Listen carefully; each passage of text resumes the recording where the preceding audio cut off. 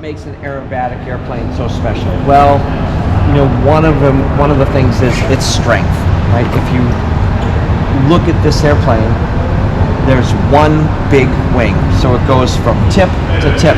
You don't bolt it in together, so the wing actually lowers into the fuselage, and the fuselage closes over it. So it's one big main spar, and this airplane's about 5 times stronger than any airliner that you would get on. Really, it's an indestructible machine as far as that goes.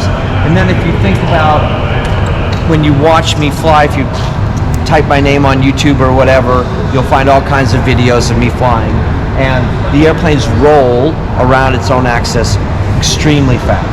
Well, if you look, the aileron goes almost full span down the wing.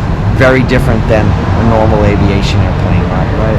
And then come back, the same thing happens with the tail. The tail is designed for lots of extreme maneuverability, so you can really, the high pitch rates of the plane to be able to allow you to pull quickly to vertical, do snap rolls, all the tumbles that you would see. So all of the flight controls are really huge, oversized. And if you look, everything is all carbon fiber, so the airplane is extremely strong, but extremely lightweight as well.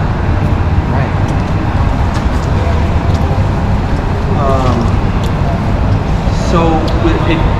We just have it's got a single seat, right? Single engine. We have a Lycoming Thunderbolt IO 580 engine in there. It makes about 350 horsepower. It also has a composite propeller. So the composite propeller allows it to flex. It's also very lightweight because an aerobatic pilot uses the propeller as a flight control. So when we move the rudder, the nose moves, and that's how you get to see the airplane tumble and pivot and roll, because it's using the propeller to do that.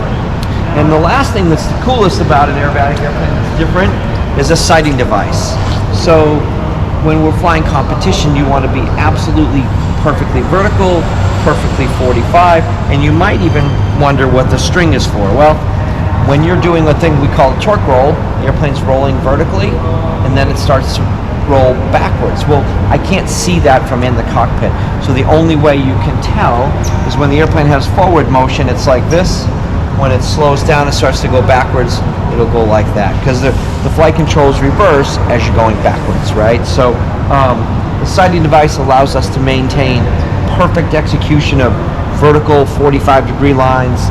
This lets me know when we're going backwards, and sort of this is the artificial horizon for an aerobatic pilot, right? An airline pilot looks at their instruments, while an aerobatic pilot looks out the window and they see this. Yeah, and that's also, if you think about it, the airplane spends a lot of time flying upside down. So both the engine fuel system and the engine oil system allow it to fly inverted indefinitely. The engine continues to run when gravity's going the opposite way. The engine continues to get oil pressure when it's upside down as well. So there's lots of little things that make these airplanes absolutely spectacular for what we do with them. Well, thank you so much for the tour. Yeah, you got it. My pleasure. Absolutely.